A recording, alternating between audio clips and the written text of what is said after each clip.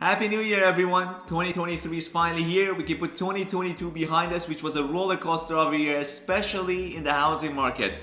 What's in store for this year to come? Lots of possibilities. We'll talk about everything in this episode and more. So stay tuned and let's get going.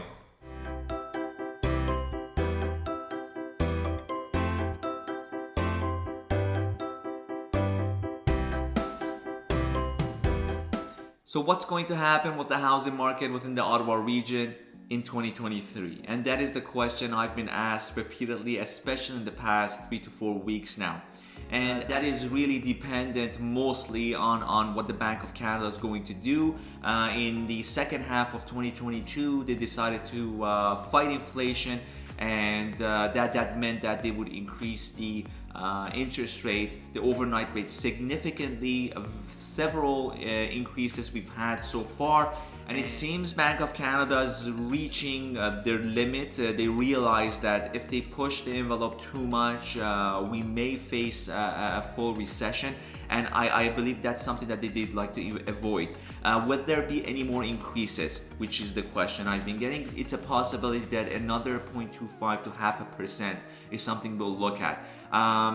Again, they are giving us updates as we go along, but especially with those individuals on variable rates right now, they are feeling the heat. It's a lot to take on, and we really want to avoid, and I'm sure the Bank of Canada is estimating or calculating the probability of foreclosures, and we don't want to face a market such as that. My gut feeling is that we are really getting to the very end of these hikes. And are we going to expect a lowering of interest rates, the overnight rates by Bank of Canada? And that is a high possibility. Again, this is looking at the historic trend where when we've had escalation such as this, we've had a drop after a period of time.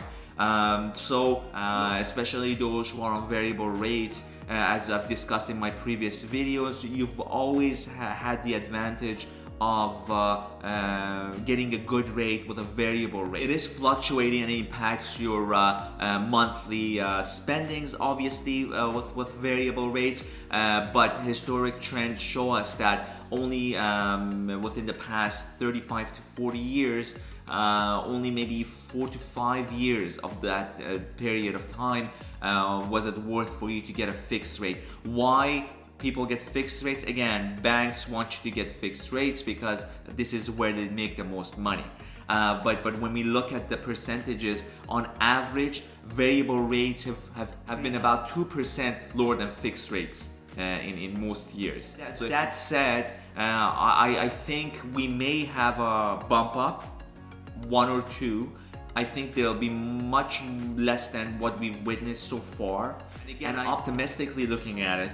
I am hoping that towards the end of 2023, we'll see a halt and even a slight drop in the overnight rate by Bank of Canada.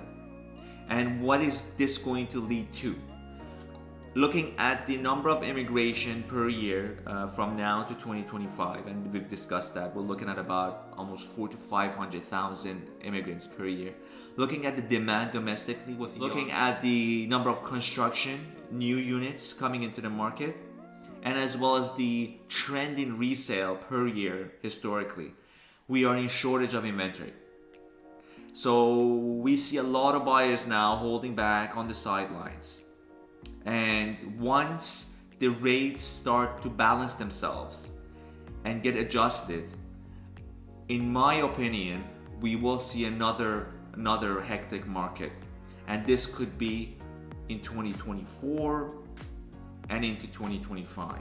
It's a high possibility that this will happen because of these elements that I've mentioned. So if you are looking to buy something now while selling your home, in ratio it's basically very similar to before. The difference is, yes, there is uncertainty. Yes, the qualification for the loan will be challenging as opposed to before, because banks have their own risk assessments, and they've basically minimized the margin of risk, mortgage risk that they're allowing at the moment. So considering all that, if you do qualify to sell your property and to buy something, yes, you're not gonna get 800,000 as opposed to last year. For your home, you might get 700,000, but in return, when you're buying something else that you may have paid $1.5 million or $1.4 million for it before, now you may get at 1.1. So in ratio, they're almost the same thing. I feel like as in an investment sense and perspective, yes, you won't be dealing with multiple offers anymore. You can even put conditions of finance and inspection now with most offers that we put in, and the value will go up eventually. And that's something that I promise you, because of the things we've discussed, we lack inventory and not enough movement from the government to catch up with the number of individuals and the demand for housing. So I believe 2023 is going to be a much better year. The interest rates pretty much bottoming out in terms of increases, and inflation seems to be more under control now, as opposed to the insane the fluctuation that we were seeing in the previous months. And I'm optimistic that the housing will start to move again in the coming months. And you know, since COVID started, we never thought the housing market would take off the way it did. And similar to that, right now, if you are in the market to purchase something, be on the lookout, because before you know it, and it happened like that too, as soon as COVID hit and right after, the way the prices started to climb, it's a high possibility that, you know, a lot of buyers will start to realize that, look, this is what it is. This is the new reality. The rates are not going to go back to what they were. They're not going to be as crazy as they are now, so I should make a move now, right? The good thing is I'm not competing against another 10 or 15 other buyers.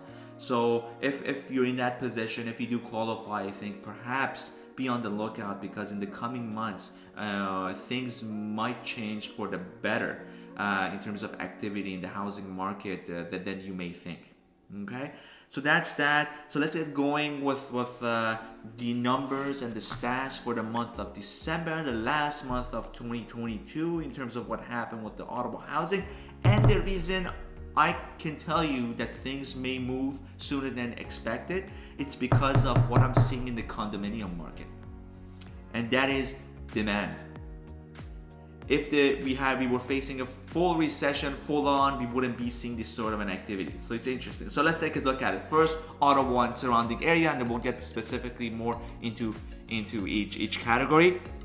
December 2022, number of sales for the residential non-condominiums.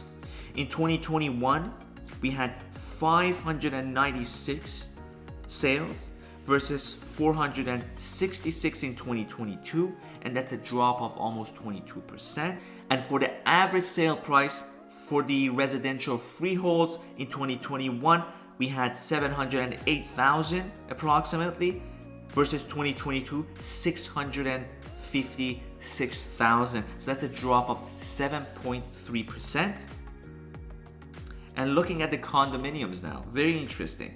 Number of sales for 2021, 261, 2022, 135. So a drop of 48% year over year, number of sales. And now the average sale price for the condos, 2021, approximately 400,000, and 2022, 435,000. Look at that. And that's an increase of 9%. So why is that happening? And that's because the affordability of families and individuals, things are getting tighter, and they are leaning towards renting or going through more affordable, or getting to more affordable units, and that's the condominiums, and that's why we're seeing a jump. So this shows me that under the layer of uncertainty right now, there is a lot of activity happening, and a lot of things are going to rather unleash and surface when things are more balanced and there's more confidence for the buyers and sellers. So now, let's take a look at the residential freeholds for the month of December. Looking at the number of list versus solds for December 2022, we have 1,012 active listings and 332 sold units. And look at this, we're dropping now. A lot of sellers are pulling their homes out of the market. They want what they want. And we pretty much have lost the appreciation we had in 2022, and we're back to what it was in 2021. But it seems like the sellers want what they want. And as long as that is the case, they're willing to take this home off the market, and we're seeing this trend. Obviously, this trend is seasonal as well. We always see a drop.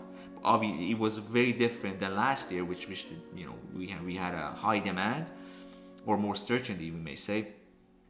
But we are seeing that a lot of homes are being taken out of the market, and this will eventually, when things are more balanced, will have an impact on the whole housing market in Ottawa. And looking at the previous year, it was somewhat vice versa. 245 homes active on the market, and the 344 sold units.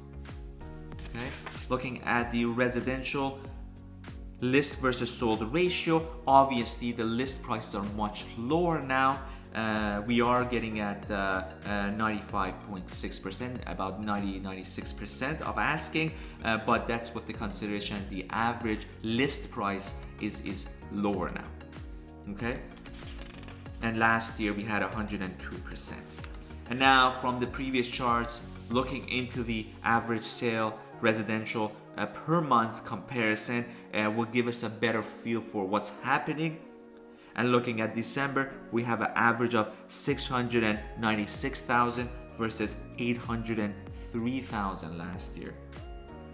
And that is a drop. That is a significant drop for the residential freeholds. But I promise you, because of the things I discussed, before you know it, in a flash, it could be in a matter of 3 to 4 months, as we saw before. The escalation will be drastic when there is certainty in this market. Okay, so it'll be interesting for us to keep track of that and follow to see what's going to happen. Now, the days on the market for the residential freeholds, we have 36 days, so slightly higher than what we used to compared to last year this time, 18 days. So almost twice as long. But looking at 36, in the past 14 years that I've been in the business, 36 days is nothing. We always dealt with anywhere between the BARPA on average between 40 to 55 days, give or take, in a balanced market. So I'm not even alarmed with the number of days, rather interested in seeing how the average sales will turn around in the coming months. Looking at the condominiums now, list price versus sold price ratio, and for the month of December, we had 481 units active and 128 sold units. And look at the trend. Since September, we're seeing a very balanced, or more of a balanced market with the condominiums. And looking at the previous year, 234 active units and 249 sold units. Very interesting. Looking at the list versus sold ratio, you're at 96.5% versus 99%. Now, the condo average prices have been impacted, but the sold prices are different now. So let's take a look at that.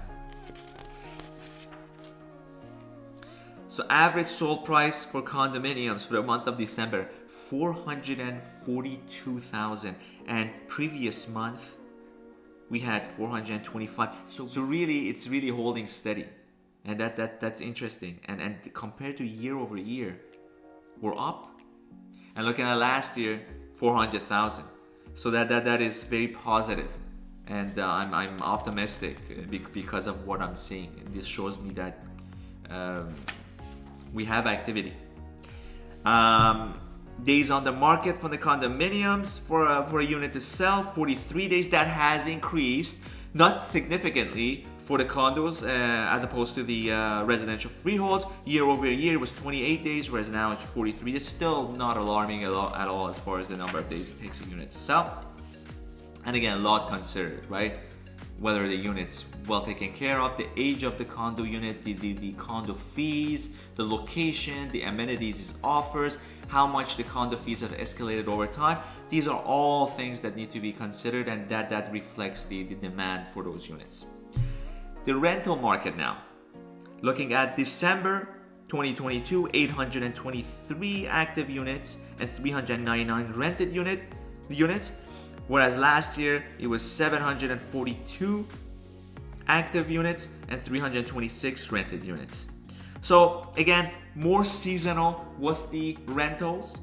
I believe the rental average price will increase in the coming months, especially as soon as we hit around April, May, springtime. And there will be shortages as we've seen in the June, July periods where demand is high for the rentals. And again, this has a lot to do with what's happening with the residential market and the affordability and the interest rates and so on. Okay. Looking at the rental days on the market, it takes about 30 days on average for a home to sit on the market, looking at the December 2022 versus last year 31 days. So not a lot has changed in the rental market. Rather, perhaps there will be a shift in the inventory, so we'll have lower inventory or maybe leveling off demand versus supply, but definitely the prices will be impacted for sure. So there you have it. If you have any questions, please feel free to reach out by phone, text, email, and as always, please remember to like this video and to subscribe to my YouTube channel. And I'd love to sit down even over a cup of coffee to see you guys. I know with some it's been some time. My apologies. I really want to reach out to everybody. I haven't had the chance, which I'm really doing my best to do so. And all the best to you and your families in 2023. Until next time, take care.